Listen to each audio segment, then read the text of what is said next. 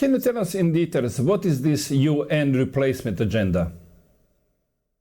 Yes, so in their documentation, which is literally called replacement migration, they say, because of we have to bring in migrants because of climate change. They're being displaced from their homes, and so we've got to bring them in and make sure that they're there to replenish the lowering numbers of the population, which they're killing us through the food, the skies, and medicines, of course.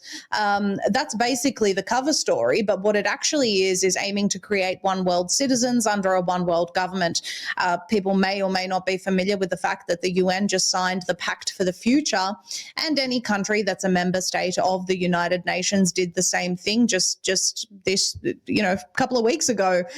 In America, they all met and signed this Pact for the Future, and it's really interesting because it essentially embeds what's called the UN's emergency platform, and that document says that if in the event of a climate emergency, whatever they say is an emergency, in the event of a pandemic or potential pandemic, again, whatever they say is a pandemic, it may not be a pandemic, but WHO says we have a pandemic, and all of a sudden it is, just like they did with monkeypox recently, public health emergency of international concern, and meanwhile it's just one little area.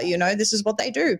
Or whether we have events in outer space or any type of black swan event. So basically gives them cover under all circumstances that the head of the UN in this current time, it's Antonio Guterres, but whoever that head is, will be able to assume worldwide dictatorship. That's really what the Pact for the Future and the UN's emergency platform are.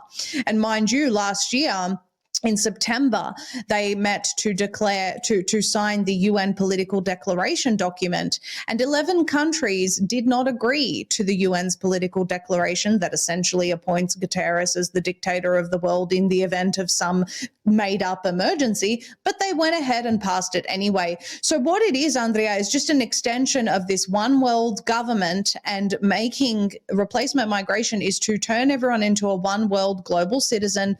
You don't identify with a particular country or nationality or identity. You are a one world citizen. This is the goal, so that they can have their one world government.